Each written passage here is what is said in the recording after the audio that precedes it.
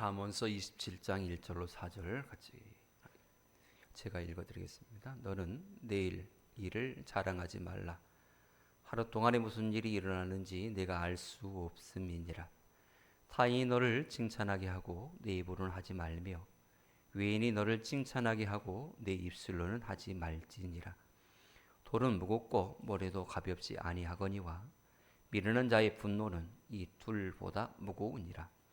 분은 잔인하고 노는 창수 같거니와 투기 앞에야 누가 서리요. 아멘. 여러분, 얼음을 쉽게 깨뜨리는 방법 혹시 아시나요? 다들 상식적으로 다 알고 계시리라 믿습니다. 얼음을 깨뜨리는 데에는 망치로 깨뜨리는 게 아닙니다.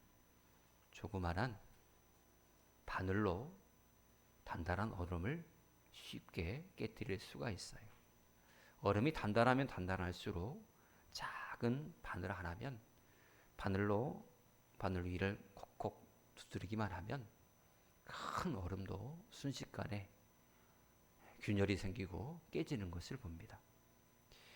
이 얼음덩이를 무기력하게 산산조각으로 깨뜨리는 것이 바늘인 것처럼 사람들의 모임을 무기력하게 만드는 것, 그게 바로 질투라는 것입니다. 작은 바늘 하나에 힘없이 쪼개지는 빙산처럼 우리의 인간관계가, 우리의 모임이, 우리 교회가 아무리 크고 단단하게 끈끈하게 결속되었다 할지라도 질투 앞에서는 순식간에 와르르 무너지고 마는 것입니다. 질투는 우리의 눈을 멀게 만듭니다. 질투에 사로잡히게 되면 친구도 안 보이고 주 안에서 형제 자매도 안 보이며 심지어 주의 종조차도 보이지가 않습니다. 내가 가야 될 길, 내가 해야 될 일이 무엇인지 처음에는 알았다가 질투에 눈이 멀어버리면 그것조차도 보이지가 않습니다. 다른 사람은 보이지 않고 오직 나만 보이게 하는 것, 그게 바로 질투이거든요. 질투의 마음이 들어오면 그때부터는 내 마음은 이미 내 마음이 아닌 것입니다. 성경을 보면 질투의 마음은 악령이 하는 일들임을 알 수가 있습니다. 사무엘상 18장을 보면 이스라엘의 초대 왕 사울이 악령에 빼앗겨서 몰락해 가는 그런 모습을 보여주고 있습니다. 다윗이 골리앗과 싸워서 마침내 승리합니다. 돌아오는 그 과정 가운데 여인들이 소고를 치며 춤추며 다윗을 찬양합니다.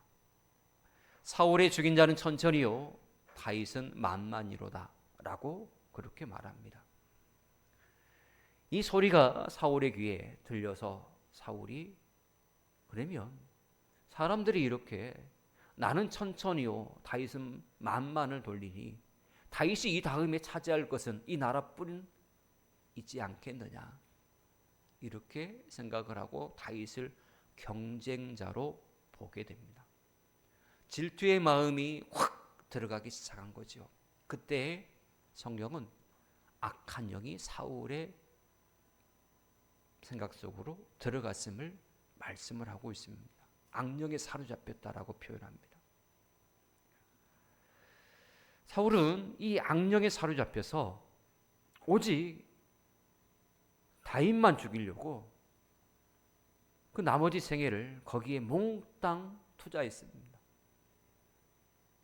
정치 최고 지도자가 백성을 돌볼 생각을 하지 않고 자신의 정적을 제거하는 데에 혈안이 되어 있으니 나라 꼴이 어떻게 되겠습니까? 결국 그는 자신의 뜻을 이루지 못하고 악신에 시달리다가 비참한 최후를 맞이하게 되었습니다.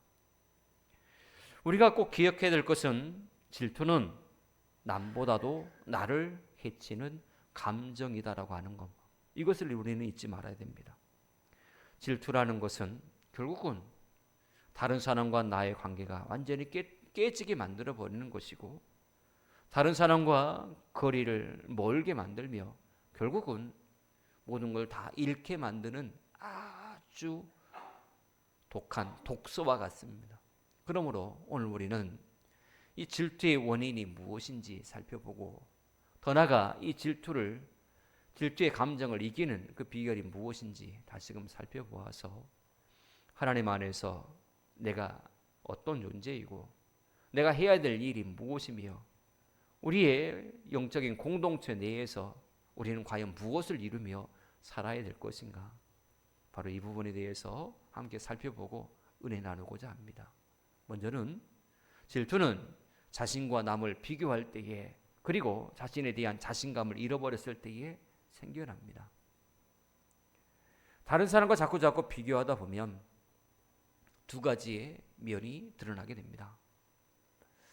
다른 사람과 비교하지 말라 사람들은 그렇게 말하지만 꼭 그렇게 나쁜 것만은 아니거든요. 다른 사람과 비교해서 내가 좀 모자란 것이 있으면, 내가 이런 부분에서 내가 좀 부족하구나.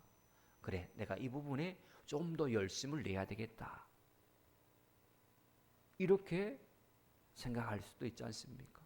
그리고 내가 비교해서 내가 다른 사람보다 이 부분이 또 월등하면 이 부분 가지고 다른 사람을 돕고, 그래서 다른 사람을 이끌어가는 데에 사용해야 되겠다라는 것으로 좋은 긍정적인 측면으로 나타날 수도 있지요. 그러나 대부분 비교하는 그것은 심한 자괴감과 질투심, 열등감 이런 것으로 나타나기에, 그래서 비교하지 말라라고 말씀하는 것입니다. 이 세상에 최초의 살인의 현장을 가보면 그곳에는 피비린내보다는 오히려 더 질투의 냄새가 더 진하게 풍겨나고 있음을 볼 수가 있습니다. 이 세상의 최초의 살인 현장이 어딘지 아십니까? 가인이 아벨을 죽인 현장입니다. 그곳에는 아벨의 흘린 피비린내보다는 가인의 아벨을 향한 질투의 냄새가 아주 진하게 그곳에 배어 있거든요. 가인이 아벨을 죽인 이유가 무엇입니까? 결국은 제사의 문제였습니다. 하나님이 가인의 제사는 받지 아니하고 아벨의 제사는 받았다라는 것 때문에 이렇게 강하게 비교가 되어서 질투의 감정이 생겨 결국은 질투가 살인의 모습까지 이어지게 된 것이죠. 그렇다면 왜 하나님은 가인의 제사를 받지 아니하고 아벨의 제사만 받으셨을까? 이 하나님께서 그렇게 제사를 드리는 그 모습 그 자체를 어여삐 보시고 좀 부족하더라도 둘 다 받아줬으면 살인까지는 나지 않았을 것 아니겠습니까? 믿음이 없다라고 할지라도 교회에 발을 디뎌 출입하는 것, 예배 참석하는 것, 그 자체만으로도 하나님 기뻐 여기시고 다 받아주면 얼마나 좋겠어요. 그런데 하나님은 가인의 제사와 아벨의 제사를 다르게 보셨다라고 하는 것입니다. 예배를 드려도 같이 제사를 드리는 입장, 예배를 드리는 입장이지만 받는 제사가 있고 받지 아니하는 제사가 있더라라고 하는 것입니다. 그냥 발걸음을 옮겨서 주일날 예배에 참석하고 같이 이 자리에 있는 예배 자리에 있는 이 모습만으로도 하나님 기뻐 여기시면 좋을 텐데,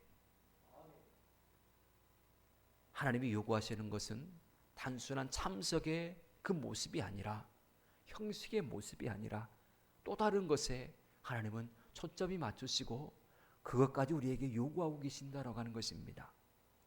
그렇다면 가인의 제사를 외면하시고 아벨의 제사를 받는 그 이유가 무엇일까? 여러 가지 이유들을 학자들은 얘기합니다. 피의 제사를 드렸기에 아벨의 제사를 받으셨다. 이런 얘기들을 합니다만 그건 성경에 나타난 부분도 아니고, 가장 결정적인, 가장 합리적인 것은 마음 중심을 드렸느냐, 정성을 드렸느냐, 그렇지 아니하냐라는 것에 있습니다. 신령과 진정으로 예배하는 자를 찾으시는 하나님이십니다. 하나님은 우리의 예배를 기뻐 받으시는데 어떤 예배를 받으시느냐? 신령과 진정으로 예배하는 그 예배를 받으십니다. 가인의 제사와 아벨의 제사가 나눠져서 하나님께서 받으시는 제사와 받지 아니하는 제사로 나눠지는 것은 이것으로 해석할 수가 있습니다. 마음을 담았느냐, 그렇지 아니하느냐, 자기 자신을 드렸느냐, 그렇지 아니하느냐, 바로 여기에 결정적인 차이가 있더라라고 하는 것입니다. 우리 모두는 이렇게 주일날 하나님께 예배하기 위해서 이 자리에 함께 모여 예배하고 있습니다. 가인과 아벨도 함께 하나님의 이름을 높여드리기 위해서 제사의 자리에 함께 있었습니다. 그러나 차등이 있었지요. 우리의 모습은 어떠합니까? 나의 모습은 아벨의 모습입니까? 아니면 가인의 모습입니까? 하나님께서 기뻐하시는 모습으로 날마다 서시기를 축복합니다. 그래서 여러분들이 그 마음을 품는 그 순간부터 하나님은 여러분들의 삶을 예배로 받으십니다. 내 마음을 하나님 앞에 온전히 드리는 산 제물로서 오늘도 내가 살아가리라. 이런 마음을 품는 그 순간부터 하나님은 거룩한 산 제물로서 우리를 받으시고 우리의 삶의 전체를 예배로 받으신다라고 하는 것입니다. 꼭 예배 자리에 참석해서 하나님께 예배드림이 이런 제한적인 의미에서의 예배가 아니라 하나님은 넓은 의미에서 우리의 삶 전체를 예배로 받으시기를 원하신다라고 하는 것이지요. 가인은 하나님이 이렇게 차등하여서 제사를 받고 한박쓰는 그 모습을 보면서 심한 열등감을 느꼈습니다. 왜 내 제사는 받지 아니하고 저 녀석의 제사만 받는 것이지? 점점 불만이 싹트기 시작합니다. 이 불만이 결국은 질투로 이어지게 되었고 이 질투가 결국은 사람을 죽이는 살인까지 이어지게 되었습니다. 여러분, 질투가 강한 사람은 자꾸자꾸 자신과 남을 끊임없이 비교해요. 물론 아까도 말씀드렸습니다마는 항상 부정적인 요인만 있는 건 아닙니다. 긍정적인 요인도 있습니다. 그러나 대개 사람들은 긍정적인 요인으로 귀결되지 않습니다. 다 부정적인 요인으로 귀결돼요. 내가 남보다 조금 나으면 교만하여서 우쭐하기도 하고 내가 남보다 못하면 쓸데없는 열등의식에 사로잡히기도 하고 그러므로 우리는 질투의 영에 우리의 마음을 빼앗기지 말아야 됩니다. 그러기 위해서는 하나님 앞에서 나는 유일한 존재다라는 사실을 잊지 말아야 됩니다. 나와 똑같은 사람, 그런 사람은 세상에 한 사람도 없습니다. 하나님은 우리를 아주 독특하게 창조하셨습니다. 수십억의 인구가 있지만 한 사람도 똑같이 만들지 아니하시고 심지어 쌍둥이조차도 똑같이 만들지 아니하시고 차등을 두어서 가장 독특하게, 그래서 가장 존귀하게 우리를 창조하신 분이 우리 하나님이십니다. 다른 사람과 비교하면 비교할 필요가 없죠. 그 사람도 독특한 유일한 존재예요. 나 또한 독특하고 유일한 존재예요. 사람과 사람이 서로 다르듯 그 심정과 또 겉모습이 다르듯 가야 될 길이 다르고 해야 될 일이 다르고 가진 능력이 다르고 사명이 다른 것입니다. 각자 다르게 하나님께서 창조하셨고 다르게 사명을 주셨는데 똑같은 잣대로 상대를 판단하고 비교하는 것은 이건 말이 안 되는 소리겠지요. 다른 사람과 나를 지나치게 비교하는 것은 절대로 우리에게 유익이 되지 않습니다. 하나님 안에서 우리 모두가 다 다르지 않습니까? 그러나 한 가지 공통점은 있어요. 예수 그리스도의 피로 하나됨을 이룬 우리입니다. 그래서 하나님의 자녀가 되어 하나님을 아버지라고 부르는 우리 모두는 하나님의 양자된 하나님의 자녀들이다라고 하는 것이죠. 이것이 공통점이에요. 하지만 나머지는 다 달라요. 다 달라. 우리 모두가 다 목사이면 얼마나 좋겠어요? 그렇죠? 여러분 모두가 다 말씀의 은사를 받아서 말씀을 볼 때마다 깨달음의 은혜가 있고 또 말씀을 전하는 담대한 능력을 성령의 권능을 받고 그래서 모두가 다 목사이면 세상 곳곳 가서 다 복음을 전하고 또 섬기며 살아갈 수 있으니 세상에 얼마나 많은 사람들이 예수께 돌아올 수 있겠습니까? 그러나 다 목사로 세우시지 않았습니다. 여러분 모두가 다 장로면 얼마나 좋겠어요. 하나님의 교회에 헌신하는 가장 앞장서서 헌신하는 장로라면 여러분 모두가 다 장로라면 얼마나 좋아요. 그러나 하나님은 모두를 다 장로로 세우시지 않습니다. 각자 사명이 있고 감당해야 될 일들이 있기 때문입니다. 그래서 성경은 우리 모두를 그리스도의 지체라라고 말씀하시는 것입니다. 다 머리이고 싶지요. 다 요긴하게 쓰임받는 부위이고 싶지요. 그러나 다 그렇지 못합니다. 다 각자 맡은 역할들이 있어요. 그러므로 다른 사람과 비교하지 마시기를 바랍니다. 그리고 확고한 자기 인식을 가지십시오. 그래서 질투를 이겨내고 서로 협력하여서 하나님의 뜻을 이루는 믿음의 성도들이 되어지기를 축복합니다. 그리고 또 하나, 하나님 이외의 것에 마음을 빼앗길 때에 질투의 사람이 되어버리고 맙니다. 하나님보다 내 자존심이 더 강하면 마음이 쉽게 상해요. 그리고 하나님보다 더 높이고 싶어하는 내 이름 때문에 다른 사람의 이름이 조금만 높아져도 심한 질투감에 사로잡혀서 밤잠을 설치게 돼요. 여러분, 그러므로 우리가 질투를 이기기 위해서는 어떻게 해야 되느냐? 하나님만 바라보는 거예요. 사람을 바라보던 그 시선을 돌이켜서 하나님만 바라보는 거예요. 오직 하나님께만 시선을 고정시키는 거예요. 그럴 때에 우리는 사람에 대한 질투, 사람에 대한 비교의식 이런 것에서 벗어날 수가 있는 것이지요. 그리고 하나 더 기억해야 될 것은 내가 질투하지 말아야 될 뿐더러 다른 사람의 질투심을 유발하지도 말아야 됩니다. 다른 사람에 대해서 그 사람이 나로 인하여서 질투감에 사로잡히는 일이 없도록 우리 스스로의 삶과 행동을 조심해야 된다고 하는 것이죠. 구체적으로 보면 다른 사람 앞에서 이것저것 자랑하지 마십시오. 그러기를 축원합니다. 자랑하지 마세요. 우리 자식은 뭐 이러이러 해가지고 회사 다니고 뭐 직분이 이렇게 되고 돈을 얼마나 보냈는지 막 자랑하지 마세요.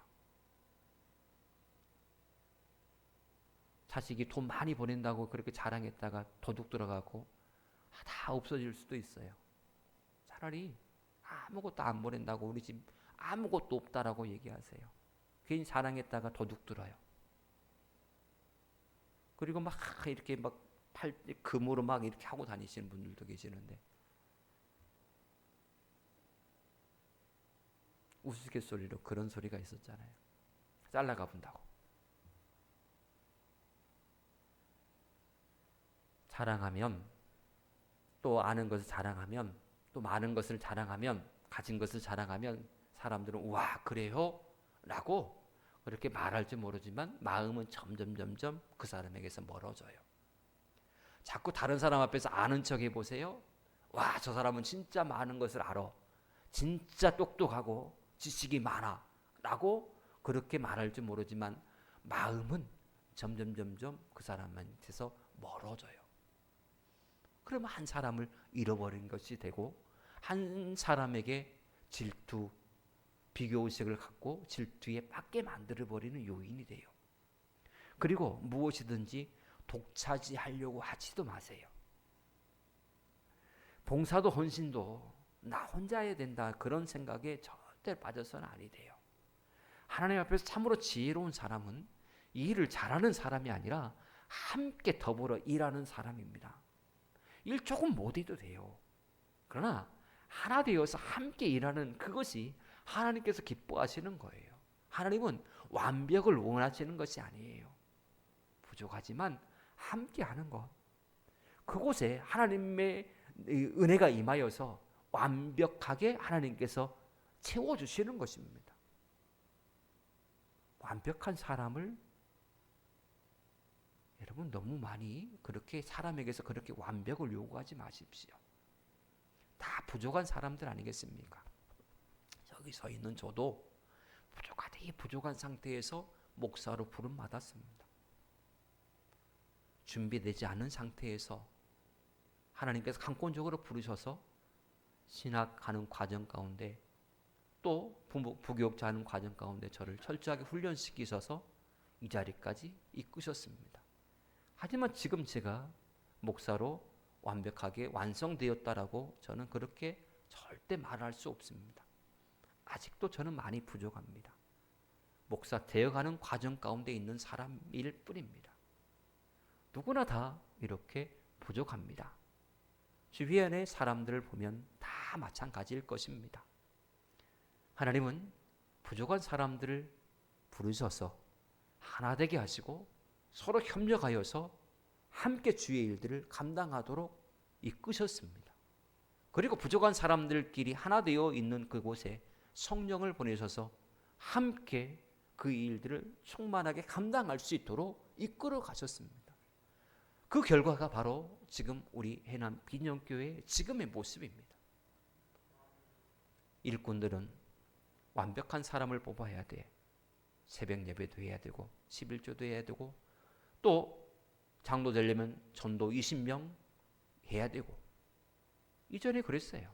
20명 못하면 장로 못 됐어요. 그러지 않았습니까? 조건으로 그렇게 달았다니까요. 100% 새벽 예배는 무조건 해야 되고 모든 예배 성수해야 되고 전도 20명 해야 되고 11조는 말할 것도 없고 온 가족이 예수 믿어야 되고 그런 기준으로 보면 지금 장로 되실 분들이 몇이나 될까요? 대한민국에. 대한민국 전체를 통틀어 보면 그런 기준으로 보면 과연 몇이나 될까?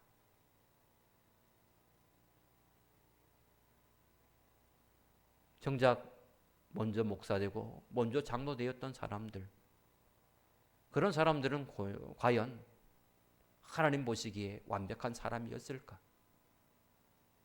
다 부족한 사람들이었음에도 불구하고 그래서 은혜로 직분 받았음에도 불구하고 다른 사람을 평가할 때는 완벽을 요구해요.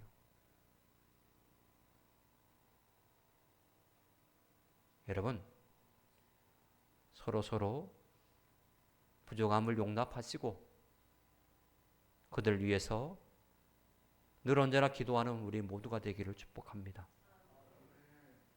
다 연약한 사람들일 뿐입니다. 다 부족한 사람이에요. 다 결격 사유가 다 있습니다.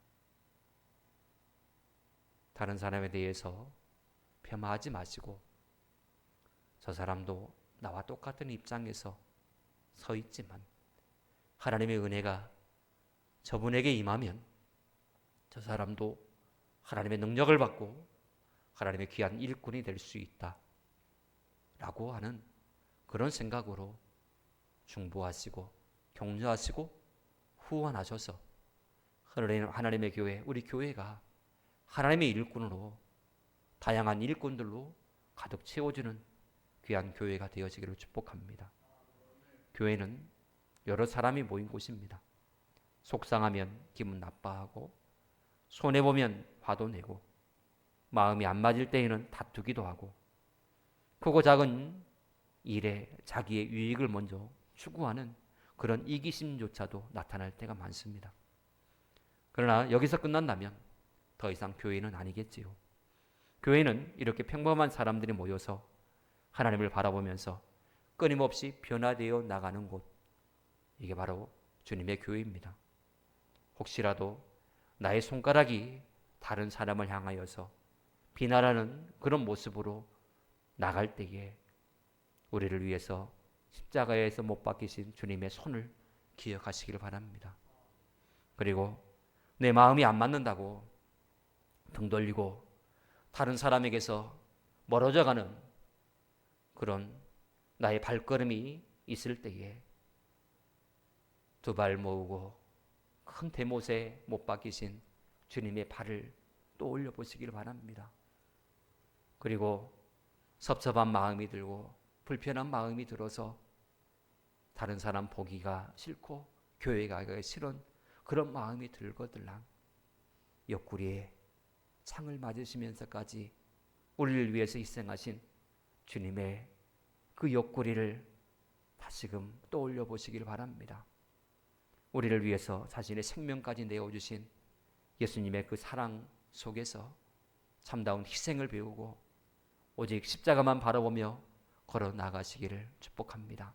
그래서 질투를 넘어서 그리스도의 사랑으로 하나됨을 이루며 하나님의 영광을 드러내는 여러분들의 삶과 가정과 우리 교회가 되어지기를 주님을 간절히 축복합니다. 기도하겠습니다. 하나님 감사합니다. 우리 모든 성도님들 성령께서 하나 되게 하신 그 하나됨을 힘써 지켜내게 하옵소서.